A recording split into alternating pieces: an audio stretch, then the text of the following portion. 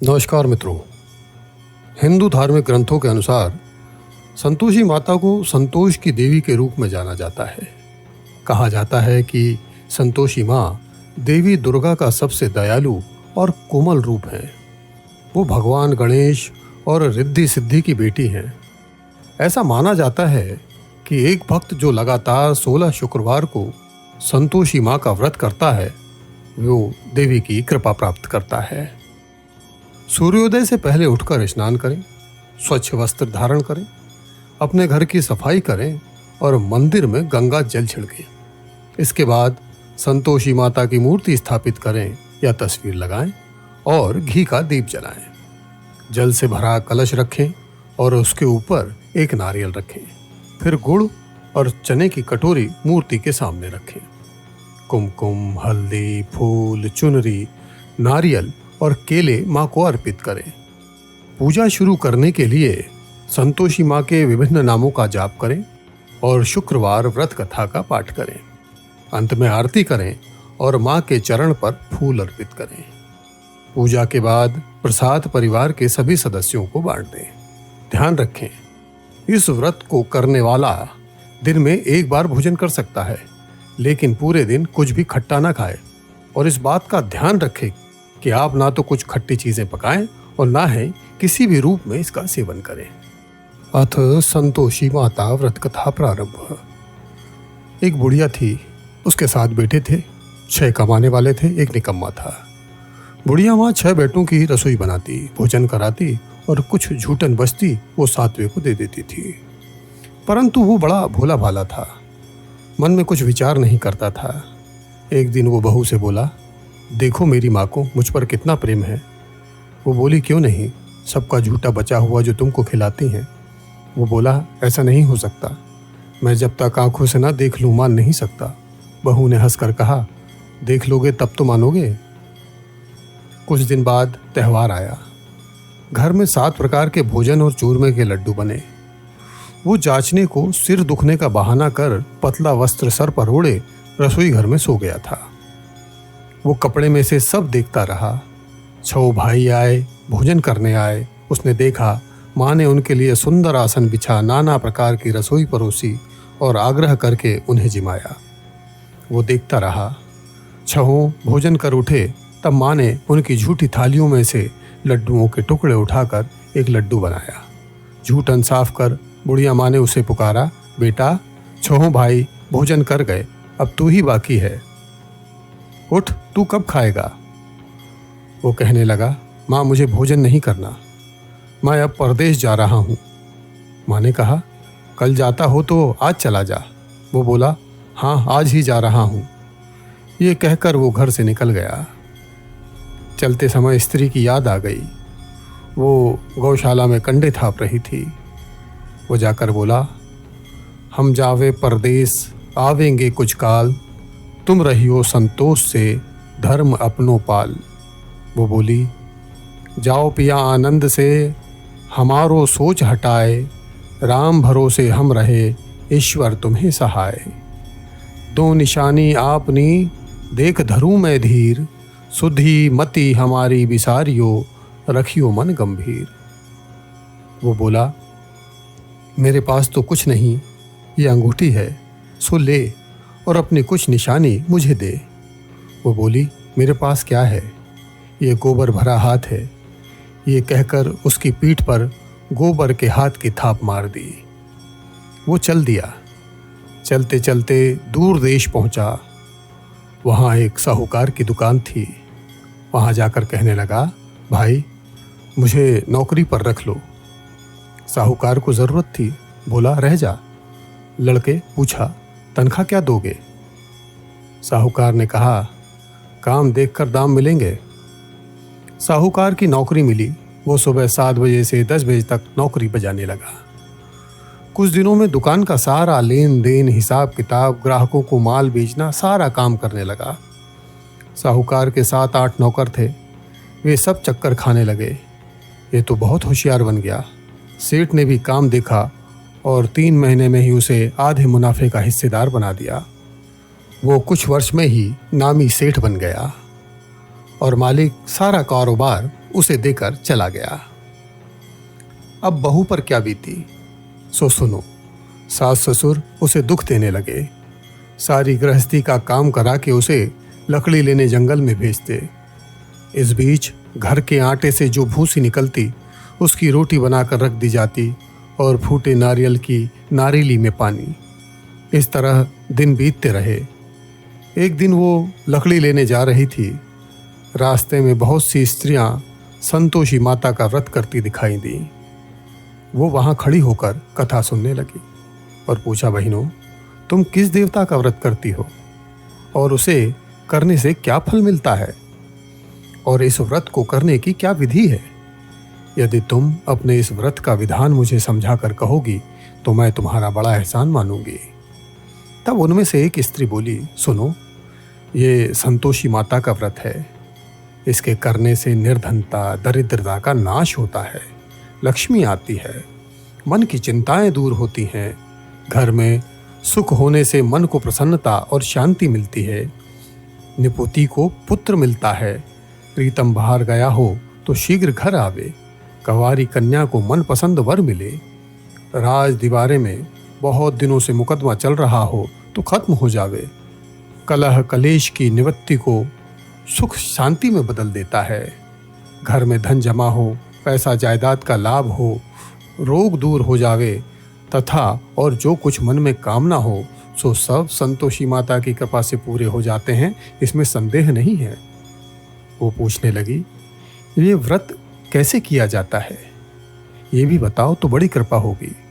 वो कहने लगी, 1.25 आने का गुड़ चना ले लेना, इच्छा हो तो 5.25 आने का ले लेना या 1.25 रुपए का भी सहूलियत के अनुसार ले लेना। बिना परेशानी और श्रद्धा व प्रेम से जितना भी बन पड़े सवाया लेना। प्रत्येक शुक्रवार को निराहार रहकर कथा सुनना। इसके बीच क्रम टूटे नहीं, लगातार नियम का पालन करना। सुनने वाला कोई ना मिले तो घी का दीपक जला उसके आगे या जल के पात्र को सामने रखकर कथा कहना, परंतु नियम ना टूटे। जब कार्य सिद्ध ना हो, नियम का पालन करना और कार्य सिद्धि हो जाने पर व्रत का उद्यापन करना होता है। 3 मास में माता फल पूरा करती है और यदि किसी के ग्रह खोटे भी हों तो भी माता वर्ष भर में कार्य सिद्ध करती हैं। फल सिद्ध होने पर उद्यापन करना चाहिए, बीच में नहीं।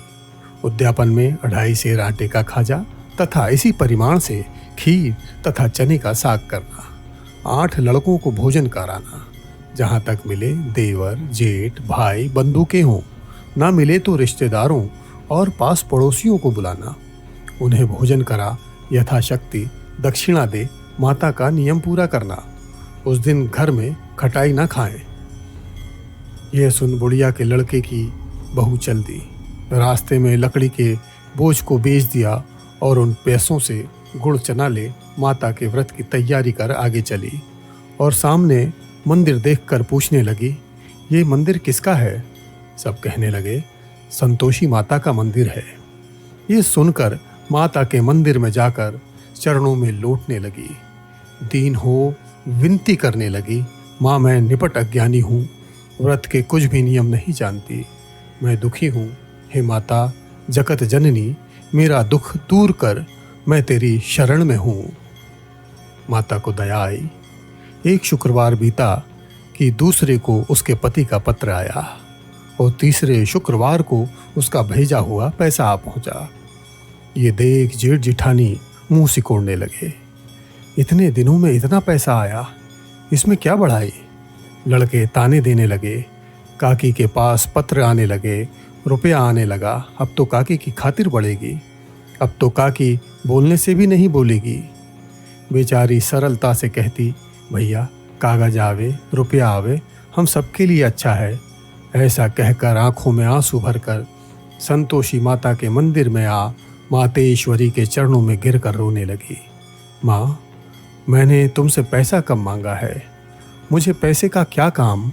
मुझे तो अपने सुहाग से काम है, मैं तो अपने स्वामी के दर्शन मांगती हूँ। तब माता ने प्रसन्न होकर कहा, जा बेटी, तेरा स्वामी आएगा। यह सुनकर खुशी से बावली होकर घर में जाकर काम करने लगी। अब माँ संतोषी विचार करने लगी, इस भोली पुत्री को मैंने कह तो दिया कि तेरा पति आवेगा, पर कैसे? वो तो इसे स्वप्न में भी याद नहीं करता। उसे याद दिलाने को मुझे ही जाना पड़ेगा। इस तरह माताजी उस बुढ़िया के बेटे के पास जा स्वप्न में प्रकट हो कहने लगी, साहूकार के बेटे सो रहा है या जागता है? वो कहने लगा, माता सोता भी नहीं जागता भी नहीं हूँ, कहो क्या आज्ञा है? माँ कहने लगी, तेरे घर बार कुछ है कि नहीं? वो बोला, मेरे पास सब कुछ है, माँ बाप है, बहू है, क्या कमी है? माँ बोली, भोले पुत्र, तेरी बहू घोर कष्ट उठा रही है, तेरे माँ बाप उसे त्रास दे रहे हैं, वो तेरे लिए तरस रही है, तू उसकी सुध ले। वो बोला, हाँ माताजी, ये तो मालूम है, परंतु जाऊं तो कैसे? परदेश की बात है, लेन देन का कोई हिसाब नहीं, कोई जाने का रास्ता नहीं आता, कैसे चला जाऊं? माँ कहने लगी, मेरी बात मान, सवेरे नहा धोकर संतोषी माता का नाम ले, घी का दीपक जला, दंडवत कर दुकान पर जा बैठ, देखते देखते सारा लेन देन चुक जाएगा। सांझ होते होते भारी धन का ढेर लग जाएगा। अब सवेरे जल्दी उठ भाई बंधुओं से सपने की सारी बात कहता है। वे सब उसकी अनसुनी कर हंसी उड़ाने लगते हैं।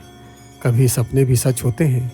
एक बूढ़ा बोला, देख भाई, मेरी बात मान, इस प्रकार झूठ साज करने के बदले देवता ने जैसा कहा है वैसा ही तेरा करने में क्या जाता है?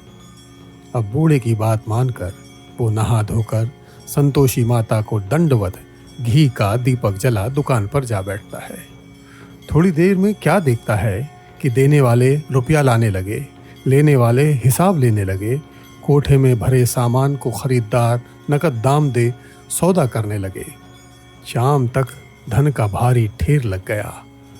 मन में माता का नाम ले, चमत्कार देख प्रसन्न हो, घर ले जाने के वास्ते गहना, कपड़ा, सामान खरीदने लगा। यहाँ काम से निपट तुरंत घर को रवाना हुआ।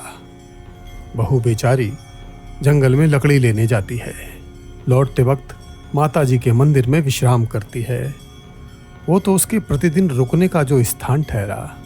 धूल उड़ती देखकर वो माता से पूछती है, हे माता, ये धूल कैसे उड़ रही है?